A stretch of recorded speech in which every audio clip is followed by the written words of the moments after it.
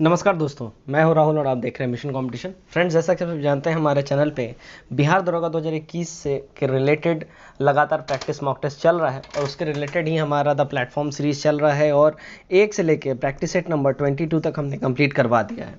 अगर वो आपने नहीं देखा है, सभी का नीचे लिंक डिस्क्रिप्शन में दिया गया है, वहाँ से आप जाकर डायरेक्टली देख सकते हैं। और बिल्कुल इसी तरह हमने यूटिलिटी का भी लगातार प्रैक्टिस मॉक टेस्ट कंप्लीट करवाया था और जिसका पूरा का पूरा प्लेलिस्ट का लिंक नीचे डिस्क्रिप्शन में दे दिया गया, उसे भी आप देख सकते हैं अगर आपने नहीं देखा है तो। आज का जो हमारा ये सेट होगा, ये होगा प्रैक्टिस सेट नंबर 23। उम्मीद करता हूँ आप सब इसको लगाएं और इसका जो कट ऑफ मार्क्स रखा गया है वो 71 मार्क्स रखा गया है, तो मैं उम्मीद करूंगा कि आप सब इसको जरूर पार करें और इससे भी अच्छा परफॉर्म करें। चलिए बिना देरी के फटाफट से आज का जो ये वीडियो है प्रैक्टिस सेट नंबर 23 का, ये हम स्टार्ट करते हैं। फर्स्ट क्वेश्चन में देखता हूँ। पहला क्वेश्चन है हमारा, कौन से राष्ट्रपति सर्वोच्च न्यायालय में उपस्थित थे जब सर्वोच्च न्यायालय राष्ट्रपति के निर्वाचन विवाद की सुनवाई कर रहा था?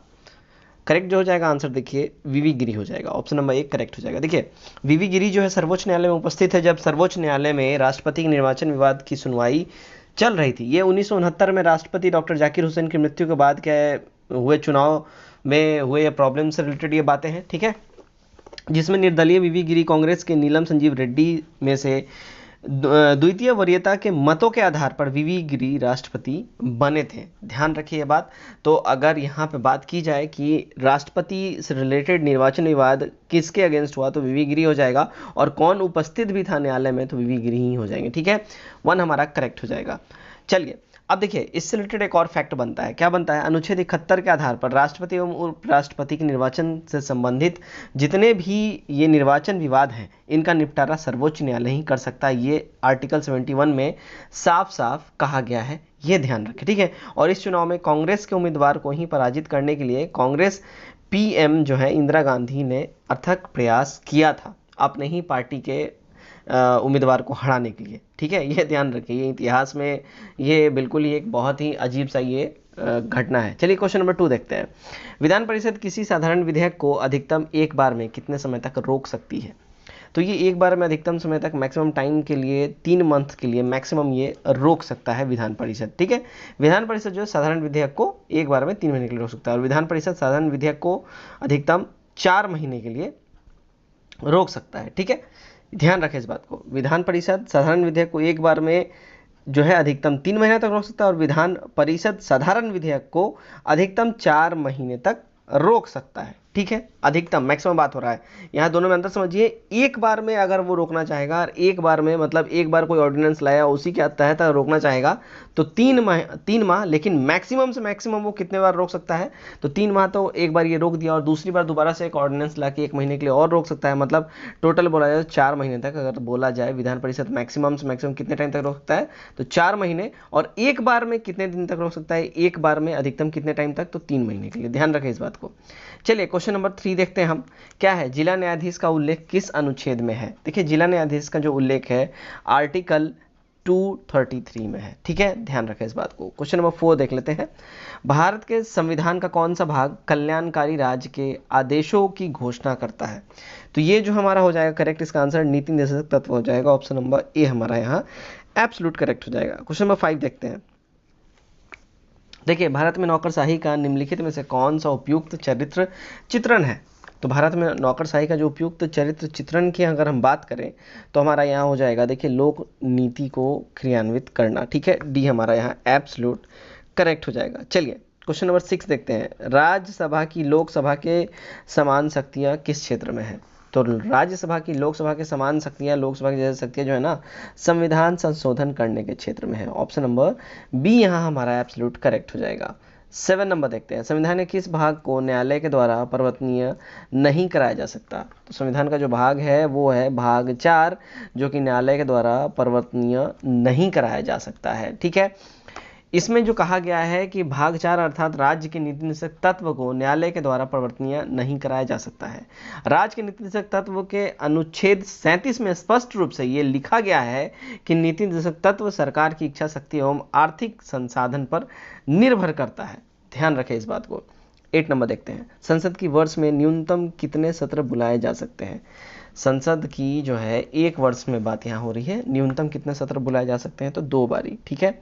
चलिए क्वेश्चन नंबर 9 देख लेते हैं क्या बोला जा रहा है। देखिए क्वेश्चन नंबर 9 में बोला जा रहा है कागज की एक शीट तथा एक पत्थर को एक साथ समान ऊंचाई से पृथ्वी पर छोड़ने पर निम्नलिखित में से यहाँ पे कौन सा, ये जो है चार ऑप्शंस में से कौन सा इसके साथ घटना घटेगी, तो वो हो जाएगा देखिए कागज पर लगने वाला घर्षण के कारण वह पत्थर के बाद जमीन पर पहुंचेगा। ऑब्वियस सी बात है, कागज पत्थर के मुकाबले हल्का भी है और जो ग्रेविटेशनल फोर्स है वो अपने तरफ किसी भी ऑब्जेक्ट को, उसी ऑब्जेक्ट को क्विकली खींचेगा जिसमें ज़्यादा वजन होगा, और उससे हल्के वजन वाली चीज़ें उससे लेट ग्रेविटेशनल फोर्स के थ्रू नीचे आएंगी। तो कॉमन सी बात है, तो कागज तो लेट ही आएगा, पहले पत्थर ही गिरेगा। ठीक, चलिए क्वेश्चन नंबर 10 देखते हैं क्या बोला जा रहा है। देखिए 10 अक्टूबर 2020 को डीआरडीओ द्वारा व्हीलर द्वीप पर नई पीढ़ी के किस एंटी रेडिएशन मिसाइल का सफल परीक्षण किया गया, तो वो जो मिसाइल था वो था Rudram. Option number B correct हो जाएगा। 10 अक्टूबर 2020 को जो है ना रुद्रम नामक एंटी रेडिएशन मिसाइल का परीक्षण किया गया। रुद्रम हवा से धरती पर मार करने वाला ये मिसाइल है, ठीक है, और इसकी अधिकतम जो गति है वो मैक 2 की है ना, और ये भारत की पहली एंटी रेडिएशन मिसाइल है जिसे डीआरडीओ ने भारतीय एयरफोर्स के लिए तैयार करा है। 11 नंबर देख लेते हैं, झारखंड राज्य निर्माण की मांग सबसे पहले किसने की थी। देखिए तो इसका जो डिमांड है सबसे पहले जयपाल सिंह ने किया था, एक करेक्ट हो जाएगा। ठीक है, राज्य पुनर्गठन आयोग के समक्ष जो है 1953 में जयपाल सिंह ने बिहार से अलग झारखंड राज्य की मांग की थी। ठीक है, चलिए 12 नंबर देखते हैं, SC/ST समुदाय को पदोन्नति में आरक्षण देने की शुरुआत कब हुई। देखिए SC/ST जो समुदाय, इनको पदोन्नति में आरक्षण देने का जो बात स्टार्ट हुआ था वो 1955 से हुआ था। पदोन्नति से मतलब क्या है, यानी प्रमोशन, ठीक है, प्रमोशन से, है ना। तो SC/ST समुदाय को सर्वप्रथम 1955 में पदोन्नति में आरक्षण दिया गया और 1955 से SC/ST समुदाय को लगातार पदोन्नति में आरक्षण दिया जाता रहा है टिल नाउ। 30 नंबर देखते हैं, हाउस ऑफ पीपुल्स का सर्वप्रथम गठन कब हुआ। देखिए इसका जो गठन सबसे पहले हुआ था वो 17 अप्रैल 1952 को हुआ था। ठीक है, लोकसभा यानी हाउस ऑफ पीपल्स के गठन की अधिसूचना 17 अप्रैल 1952 को जारी हुई थी। पहली लोकसभा का चुनाव 25 अक्टूबर 1951 से 21 फरवरी 1952 तक हुआ था, और लोकसभा की प्रथम बैठक की बात की जाए तो 13 मई 1952 को हुई थी, और पहली लोकसभा जो है 1952 से 1957 तक ये पहला लोकसभा का कार्यकाल चला था। ठीक है, इसी से रिलेटेड एक और क्वेश्चन है कि लोकसभा के प्रथम जो है अध्यक्ष कौन थे, तो गणेश वासुदेव मावलंकर जो है लोकसभा के प्रथम अध्यक्ष हुए थे। चलिए क्वेश्चन नंबर 14 देखते हैं क्या बोला जा रहा है। देखिए निम्नलिखित में से कौन सुमेलित यहाँ नहीं है। देखिए इसमें जो सुमेलित नहीं है वो है जनसंख्या नियंत्रण संघ सूची। ये गड़बड़ बात है, जनसंख्या नियंत्रण जो है समवर्ती सूची का विषय है, अर्थात जनसंख्या नियंत्रण के लिए केंद्र और राज्य दोनों कानून बना सकती हैं, और इसके लिए दोनों ही सरकारें केंद्र की और राज्य की उत्तरदायी होती हैं। 15 नंबर, आईपीएल के 13वें संस्करण आईपीएल 2020 में किस खिलाड़ी ने सर्वाधिक रन बनाकर ऑरेंज कैप हासिल करा था। देखिए ऑरेंज कैप जिनको मिला था वो थे केएल राहुल। ठीक है, ये किंग्स 11 पंजाब के जो है ये कैप्टन हैं फिलहाल तो। 16 नंबर देखते हैं, बहुआयामी निर्धनता सूचकांक में सम्मिलित होता है क्या। देखिए बहुआयामी सुरक्षा सूचकांक में जो सम्मिलित होता है वो होता है स्वास्थ्य, शिक्षा, जीवन स्तर, यानी कि all of these. Option number D correct हो जाएगा। 17 नंबर, जीवन की भौतिक गुणवत्ता सूचकांक किसके द्वारा विकसित किया गया है। देखिए तो ये जो विकसित करा गया है ये किया गया है मॉरिस डी मॉरिस के द्वारा, ए हमारा करेक्ट हो जाएगा। 18 नंबर देखते हैं, राष्ट्रीय खाद्य सुरक्षा अधिनियम को सर्वप्रथम किस राज्य में लागू किया गया। तो इसको सबसे पहले लागू जो किया गया था वो मध्य प्रदेश में लागू किया गया था। 17 करेक्ट हो जाएगा हमारा। 19 देखते हैं, लघु उद्योग के लिए बनाए गए आयोग में सबसे पहले किसका गठन किया गया। सबसे पहले जो गठन किया गया, देखिए करवे आयोग का गठन किया गया था। ऑप्शन नंबर डी करेक्ट हो जाएगा। कब किया गया था, तो ये 1955 में इसका गठन किया गया था। ठीक, चलिए 20 नंबर देखते हैं क्या बोला जा रहा है, भारत में सतत विकास लक्ष्य के क्रियान्वयन के लिए कौन सी संस्था उत्तरदायी है। तो जो संस्था इसके लिए उत्तरदायी है वो है नीति आयोग, सी हमारा यहाँ करेक्ट हो जाएगा। 21 देखते हैं, निम्न में कौन वायु प्रदूषक के जैविक सूचक का उदाहरण है। देखिए वायु प्रदूषक के जैविक सूचक का जो उदाहरण है वो है लाइकेन, ए हमारा करेक्ट हो जाएगा। लाइकेन जो है वायु प्रदूषण के जैविक सूचक का उदाहरण है, और लाइकेन एक प्रकार का सहजीवी है। ठीक, 22 देखते हैं, विश्व का पहला 100% जैविक क्षेत्र कौन सा है। देखिए विश्व का पहला 100% जैविक क्षेत्र जो है वो है सिक्किम, सी करेक्ट हो जाएगा। विश्व का यहाँ बात हो रहा है, विश्व का पहला राज्य क्षेत्र सिक्किम है जहाँ 100% जैविक यानी बायो फार्मिंग जैविक कृषि होती है। ठीक है, चलिए 23 देखते हैं, निम्न में कौन सही सुमेलित नहीं है। देखिए इसमें जो सही सुमेलित नहीं है बात अगर हम करें तो क्योटो प्रोटोकॉल है ना, जल संरक्षण ये जो है गड़बड़ है। क्योटो प्रोटोकॉल ये जल संरक्षण गड़बड़ है। क्योटो प्रोटोकॉल जल संरक्षण सुमेलित नहीं है। क्योटो प्रोटोकॉल का उद्देश्य जो था वो स्थिरीकरण और ग्रीन हाउस गैस की सांद्रता के पुनर्निर्माण से जलवायु प्रणाली और मानव जीवन को हानिकारक प्रभाव से बचाना था। ठीक, नेक्स्ट हम देखते हैं क्वेश्चन नंबर 24। क्या बोला जा रहा है, धुआं यानी कि स्मॉग आवश्यक रूप से वायुमंडल में निम्नलिखित की उपस्थिति के कारण होता है। तो किसकी उपस्थिति के कारण ये होता है, तो ये जो है ना नाइट्रोजन और सल्फर डाइऑक्साइड की उपस्थिति के कारण जो है धुआं यानी कि स्मॉग ये होता है। ठीक है, चलिए 25 देखते हैं, भारत के जैव विविधता के दृष्टिकोण से मुख्यतः कितने भागों में भारत को बांटा गया है। तो इसको जो बांटा गया है देखिए ये 4 भागों में बांटा गया है। ठीक है, पूर्वी हिमालय क्षेत्र, पश्चिमी घाट, इंडो वर्मा क्षेत्र और सुंडालैंड यानी कि अंडमान और निकोबार का क्षेत्र। तो 4 भागों में भारत के जैव विविधता के दृष्टिकोण से भारत को बांटा गया है। 26 देखते हैं, निम्न अधिनियम में सबसे बाद में किसे तैयार करा गया। देखिए सबसे बाद में जो तैयार करा गया था वो था जैव विविधता अधिनियम। ठीक है, ये सबसे बाद में करा गया था। ये जैव विविधता अधिनियम जो है ये 2002 में इसको प्रारंभ करा गया था। सबसे स्टार्टिंग का बात किया जाए तो वन्य जीव संरक्षण अधिनियम था। ये कब था, तो ये स्टार्ट किया गया था 1972 में। ठीक है, उसके बाद की अगर बात करें तो प्रोजेक्ट टाइगर आया था। तो प्रोजेक्ट टाइगर कब आया, तो ये आया इसके जस्ट बाद 1973 में। ठीक है, जस्ट इसके बाद 1973 में आया। और प्रोजेक्ट हाथी की अगर हम बात करें तो प्रोजेक्ट हाथी जो है ये 1992 में आया था। ठीक है, 1992 में प्रोजेक्ट हाथी और सबसे लास्ट में जैव विविधता अधिनियम आया था। ऑप्शन नंबर सी यहाँ पे हमारा करेक्ट हो जाएगा। चलिए 27 देख लेते हैं, स्वेज नहर उत्तर एवं दक्षिण में कौन सी झील है। देखिए स्वेज नहर उत्तर एवं दक्षिण में जो झील है वो है लोक मंजला लिटिल बिटर लेक जो है यही झील है स्वेज नहर। ठीक है, स्वेज नहर के उत्तर में लोक मंजला और दक्षिण में लिटिल बिटर लेक अवस्थित है। स्वेज नहर में उत्तर से दक्षिण दिशा की ओर क्रमशः ये जो झीलें हैं वो देखो, लेक मंजला है जो कि lake Timma great barrier lake जिसको कहा जाता है या लिटिल बैरियर लेक भी कहा जाता है। स्वेज नहर लाल सागर और भूमध्य सागर को ये जोड़ती हैं। ठीक है, ध्यान रखें इसका बात। और 1858 में स्वेज नहर का निर्माण फ्रांसीसी इंजीनियर फर्निडेट की देख रेख में प्रारंभ हुआ था जो कि 1869 में बनकर तैयार हुआ था। ठीक है, 28 देखते हैं, निम्न में कौन बेमेल है यहाँ पे। तो निम्न में जो बेमेल है वो है ब्लिजार्ड सूडान। ये गड़बड़ है, ब्लिजार्ड एक बर्फीली ठंडी पवन है जो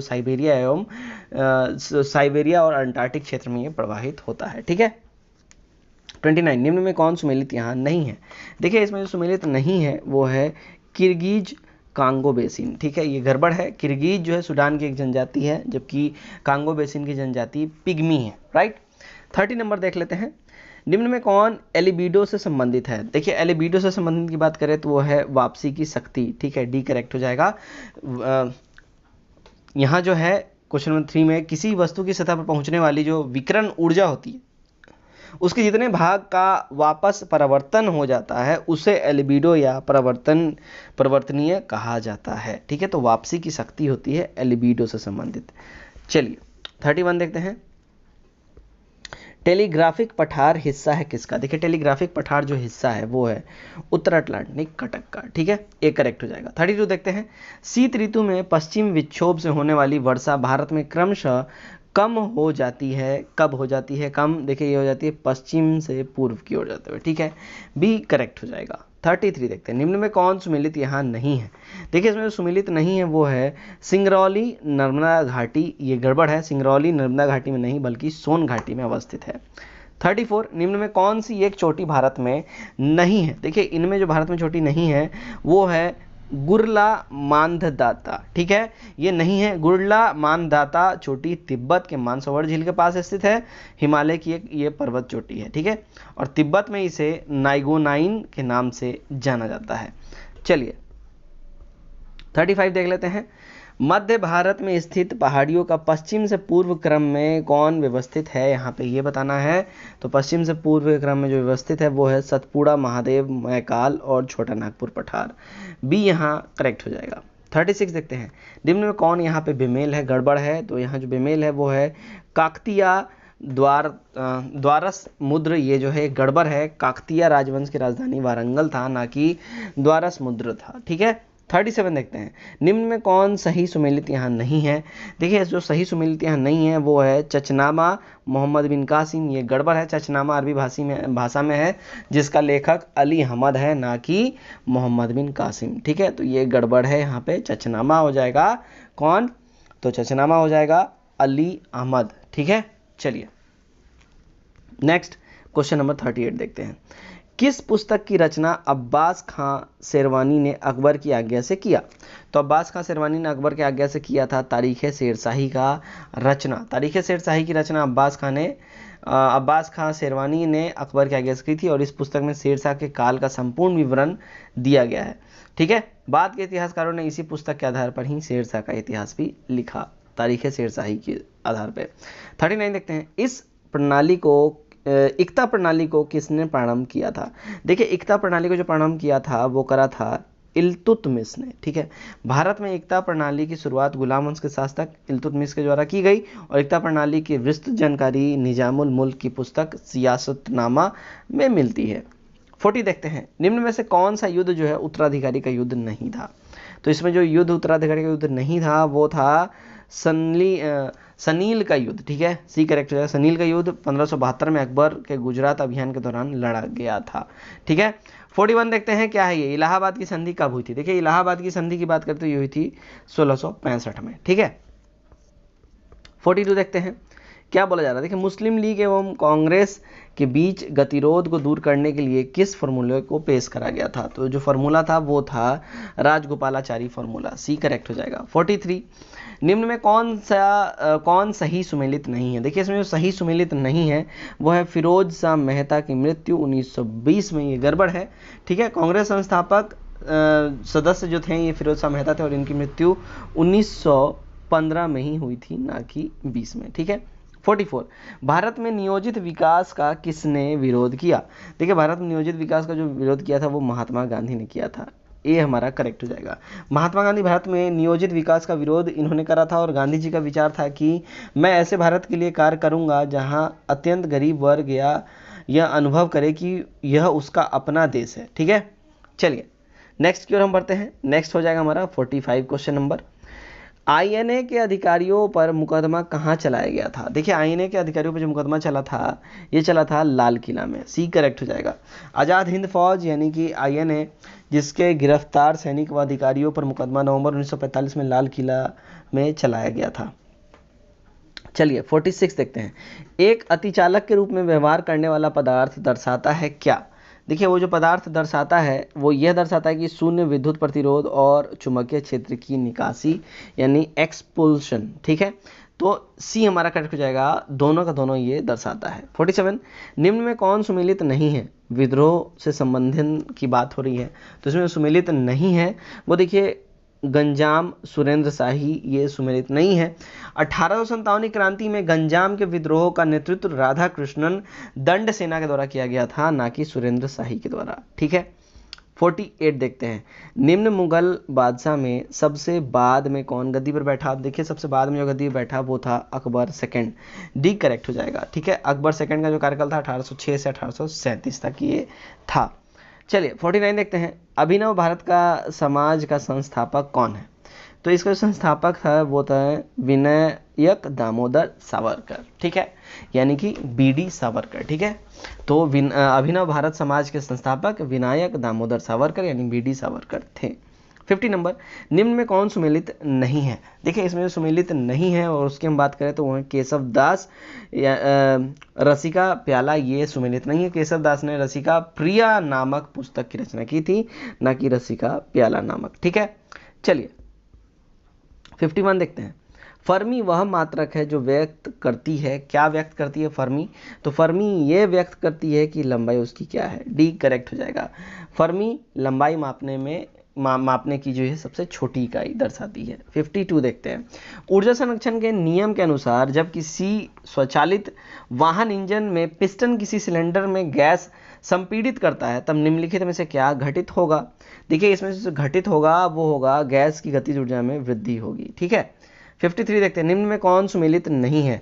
देखिए इसमें सुमेलित नहीं है अगर उसकी हम बात करें तो यहाँ पे पायरोमीटर दाबांतर ये सुमेलित नहीं है, ये गड़बड़ है। पायरोमीटर जो है देखिए पायरोमीटर जो है सुमेलित नहीं है, पायरोमीटर में उच्च ताप की माप की जाती है, ना कि दाब अंतर की, ठीक है। तो यहाँ पे डी हमारा गड़बड़ है।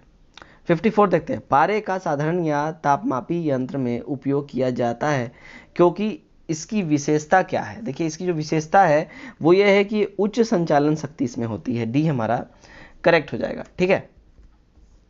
चलिए नेक्स्ट देखते हैं 55, क्या बोला जा रहा है 55 में, जब किसी पिंड को चंद्रमा से पृथ्वी पर स्थानांतरित किया जाता है तो क्या होता है। देखिए जब किसी पिंड को चंद्रमा से पृथ्वी पर स्थानांतरित किया जाएगा तो होगा पृथ्वी पर उसका भार बढ़ जाता है तथा मात्रा अपरिवर्तित रहती है, डी करेक्ट हो जाएगा।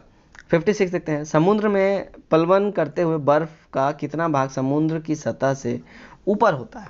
तो इसका जो है ना ये लगभग 1/9 भाग बर्फ जो है ये पानी की सतह से ये जो बर्फ है ऊपर रहता है, ठीक है। यानी कि 9 भाग अंदर होता है और एक ही भाग ऊपर की ओर होता है पानी के ऊपर। ऑटोमोबाइल के हाइड्रोलिक ब्रेक के कार्य करने का सिद्धांत किस पे डिपेंडेंट है। तो ये जो है पास्कल के सिद्धांत पे डिपेंडेंट है, डी हमारा करेक्ट हो जाएगा। 58 देखते हैं, जब दो लोग आपस में बात करते हैं तब कितने डिसिबल ध्वनि उत्पन्न होती है। तब जो है ना देखिए लगभग 30 डिसिबल तक की ध्वनि जो है 30 से 56 डिसिबल तक की ध्वनि जो है ये उत्पन्न होती है। 59, निम्नलिखित से किसका निर्माण हमारे शरीर में नहीं होता है। देखिए हमारे शरीर में जो निर्माण जिसका नहीं होता है वो होता है विटामिन ए का। विटामिन ए का निर्माण हमारे शरीर में नहीं होता है। विटामिन ए हमें भोजन युक्त जो पदार्थ होते हैं जो हम भोजन करते हैं उसमें विटामिन ए की मात्रा हम कुछ ऐसे चीज़ें खाते हैं इसमें विटामिन ए की मात्रा उसमें उपस्थित होती है, उसी के द्वारा हमारे शरीर में विटामिन ए जाता है, अन्यथा हमारे बॉडी में विटामिन ई हमारा बॉडी प्रोड्यूस नहीं करता है। 60 देखते हैं, समुद्र वातावरण में मुख्य प्राथमिक उत्पादक होता है क्या। देखिए मुख्य प्राथमिक उत्पादक जो होता है वो होता है फाइटोप्लैंक्टस, ठीक है, ये हमारा करेक्ट हो जाएगा। फाइटोलैक्टास जो है ये समुद्र वातावरण का मुख्य प्राथमिक उत्पाद है। 61 देखते हैं, अल्जाइमर रोग में मानव शरीर का कौन सा अंग प्रभावित होता है। देखिए अल्जाइमर का रोग जो होता है इसमें मानव शरीर का जो अंग प्रभावित होता है वो होता है ब्रेन, दिमाग, बी करेक्ट हो जाता है, ठीक है। चलिए 62 देखते हैं, ल्यूकेमिया एक प्रकार का कैंसर है जिसमें असाधारण जो है बढ़ोतरी होती है किसकी। देखिए असाधारण बढ़ोतरी जो इसमें होती है वो होती है WBC की, यानी कि वाइट ब्लड सेल्स की, ठीक है। चलिए 63 देखते हैं, मानव रक्त की श्यानता का कारण क्या है। देखिए मानव रक्त की श्यानता का कारण रक्त में प्रोटीन मौजूद होना है, ठीक है। 64, गैसीय स्थिति में पाया जाने वाला हार्मोन कौन सा है। देखिए गैसीय स्थिति में जो हार्मोन पाया जाता है वो है इथिलीन, बी हमारा यहाँ बिल्कुल ही सही हो जाएगा। 65, फेरोमोन्स पाए जाते हैं कहाँ। देखिए फेरोमोन्स जो पाए जाते हैं वो पाए जाते हैं कीटों में, ये हमारा यहाँ करेक्ट हो जाएगा। 66, इकोसिस्टम क्या है। देखिए इकोसिस्टम की अगर हम बात करें तो इकोसिस्टम जो है ना एक पारिस्थितिकी तंत्र है, ये करेक्ट हो जाएगा। 67, सितंबर 2019 में जल शक्ति मंत्रालय द्वारा जल शक्ति मंत्रालय द्वारा प्रारंभ की गई ग्रामीण स्वच्छता रणनीति जो है किस अवधि के लिए है। देखिए ये जो है ये 2019 से 29 तक के लिए ये स्टार्ट किया गया है। 68, भारत सरकार की प्रतिभाशाली बच्चों के कौशल समृद्धि के प्रोत्साहन हेतु कौन सा राष्ट्रीय कार्यक्रम स्टार्ट किया गया है। तो ये जो राष्ट्रीय कार्यक्रम स्टार्ट हुआ है वो है ध्रुव, ठीक है, डी करेक्ट सी करेक्ट हो जाएगा हमारा, ठीक है। तो यहाँ जो है भारत सरकार ने 10 अक्टूबर 2019 को प्रतिभाशाली बच्चों के लिए कौशल विकास हेतु एक योजना स्टार्ट किया। इस योजना में केंद्र सरकार युवा जो प्रतिभा को निखारने के लिए प्रोत्साहित करने के लिए रूस की स्कूल के तर्ज पर देश में ध्रुव के नाम से उत्कृष्टता केंद्र स्थापित करेगी। इसके तहत प्रायोगिक तौर पर राज्यों के 60 प्रतिभाशाली छात्रों को विशेषज्ञों के मार्गदर्शन प्रशिक्षण दिया जाएगा, ठीक है। चलिए 69 स्टार्ट क्वेश्चन नंबर देखते हैं। 69, 100% सौर ऊर्जा पर चलने वाला भारतवर्ष का पहला केंद्र शासित प्रदेश कौन सा है। देखिए पहला केंद्र शासित प्रदेश जो 100% सोलर एनर्जी से चलता है वो है दमन और दीव, डी हमारा करेक्ट हो जाएगा। 70 नंबर देखते हैं, विश्व महिला एकल बैडमिंटन मुकाबले में भारत का पहला स्वर्ण पदक किसने प्राप्त किया। तो भारत का पहला स्वर्ण पदक PV सिंधु ने प्राप्त किया, बी हमारा यहाँ करेक्ट हो जाएगा। 71 देखते हैं क्या बोला जा रहा है। देखिए 71 में बोला जा रहा है, भारत के सहयोग से भूटान एवं नवनिर्मित जल विद्युत परियोजना का नाम क्या है। देखिए तो उसका जो नाम रखा गया है वो है मांगदेछू, ठीक है, डी करेक्ट हो जाएगा। तो अगस्त 2019 में भारत के सहयोग से भूटान में नवनिर्मित जल विद्युत परियोजना स्टार्ट किया गया जिसका नाम मांगदेछू रखा गया है। 72, भारत का राष्ट्रीय पंचांग क्या है। देखिए भारत का राष्ट्रीय पंचांग जो है वो है सक्षम मत, डी करेक्ट हो जाएगा। 73 भारत सरकार द्वारा महिला एवं बाल विकास के लिए स्वतंत्र मंत्रालय कब स्थापित किया गया? देखिए स्वतंत्र मंत्रालय जो स्टार्ट किया गया वो 2006 में स्टार्ट किया गया, सी हमारा करेक्ट हो जाएगा। 74 अशोक चंद्रा ने किसे भारत का आर्थिक मंत्री परिषद कहा था? तो अशोक चंद्रा ने जिसे भारत का आर्थिक मंत्री परिषद कहा था वो था योजना आयोग, ए करेक्ट हो जाएगा। 75 number a brief history of time नामक पुस्तक के लेखक कौन है? देखिए इस पुस्तक के जो लेखक हैं वो हैं स्टीफन हॉकिंस, ए करेक्ट हो जाएगा।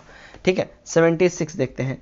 दक्षिण भारत का कौन सा मंदिर भगवान विष्णु को समर्पित है? देखिए दक्षिण भारत का जो मंदिर भगवान विष्णु को समर्पित है वो है तिरुपति मंदिर, ठीक है, डी करेक्ट हो जाएगा। आंध्र प्रदेश में तिरुपति मंदिर जिन्हें वेंकटेश्वर मंदिर भी कहा जाता है, भगवान विष्णु को यह समर्पित है। 77 नंबर विश्व जनसंख्या दिवस कब मनाया जाता है? देखिए विश्व जनसंख्या दिवस जो है ना हर साल 11 जुलाई को मनाया जाता है। 1987 से प्रत्येक वर्ष 11 जुलाई को विश्व जनसंख्या दिवस मनाया जाता है। ऐसा माना जाता है कि 11 जुलाई 1987 को ही विश्व की जनसंख्या 5 अरब हो गई थी, इसीलिए इस साल को 11 जुलाई को ऑब्जर्व किया जाता है as a world population day. ठीक है, 78 भारत सरकार द्वारा घोषित एबीसी इंडेक्स किससे संबंधित है? देखिए ये जो इंडेक्स संबंधित है वो है स्वास्थ्य से, सी हमारा एब्सोल्यूट करेक्ट हो जाएगा। क्वेश्चन नंबर 79 देखते हैं। यूएसए के द्वारा 2024 में भेजा जाने वाला चंद्रयान का नाम क्या रखा गया है? देखिए इसका नाम जो रखा गया है वो रखा गया है आर्टेमिस, ठीक है, बी हमारा करेक्ट हो जाएगा। यूएसए का जो नासा है 2024 में चंद्रमा पर एक मानव यान भेजेगा, इसका नाम आर्टेमिस रखा गया। आर्टेमिस यूनानी देवी के नाम पर यान का नाम आर्टेमिस रखा गया है। 80 नंबर देखते हैं। निम्न में कौन यहाँ पे सुमेलित नहीं है?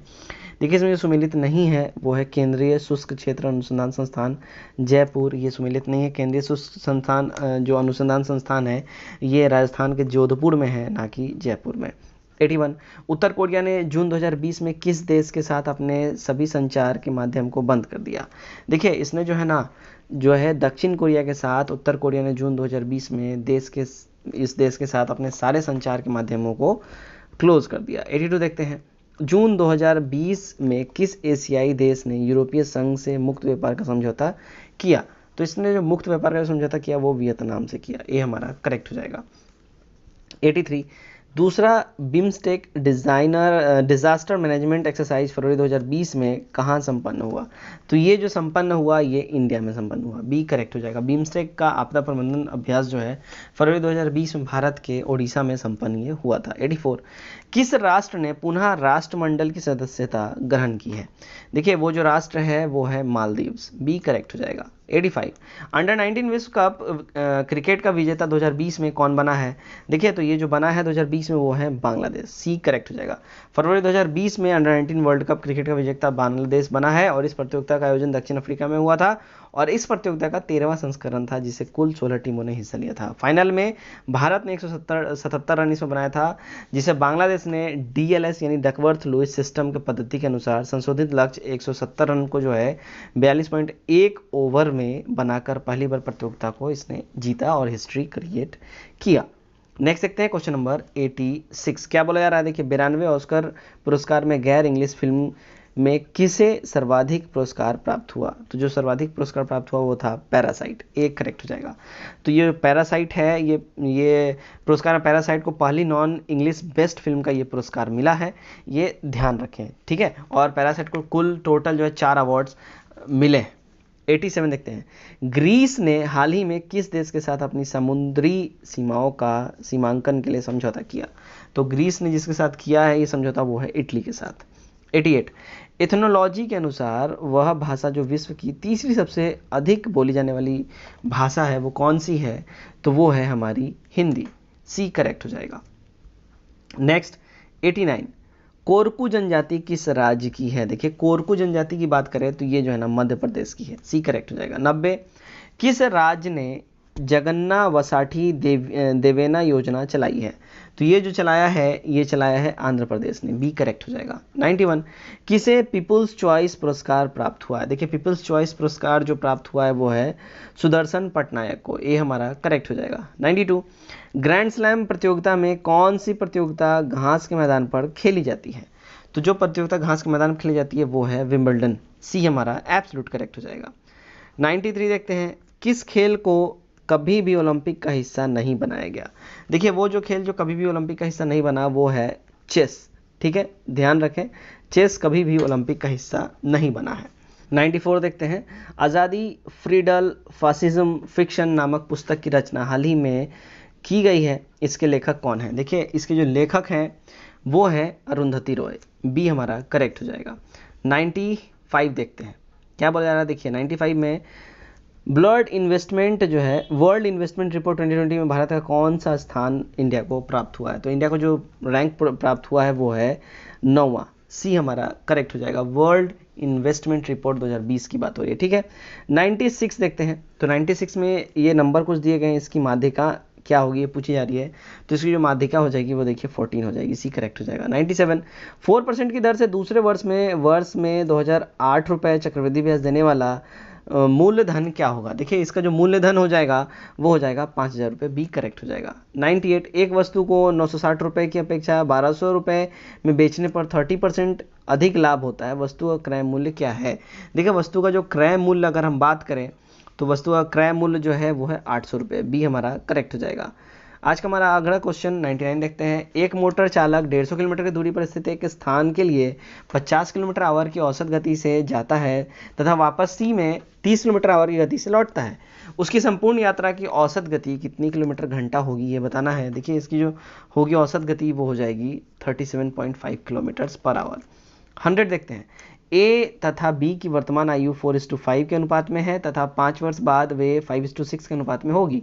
ए की वर्तमान आयु क्या है यहाँ पे ये बताना है, तो ए की वर्तमान आयु की अगर हम बात करें तो वो है 20 ईयर्स, बी हमारा करेक्ट हो जाएगा। तो दोस्तों ये था आज का हमारा प्रैक्टिस सेट नंबर 23। उम्मीद करता हूँ ये वीडियो आप लोगों को पसंद आया। वीडियो अच्छा लगा तो वीडियो को लाइक करें और अपने अटेंडेंस को दर्ज करें और वीडियो को शेयर करना बिल्कुल ना भूलें। चलिए तो आज के इस वीडियो में बस इतना ही, कल दोबारा से मिलेंगे एक और नए सेट के साथ। Till then take care, bye bye and God bless you all.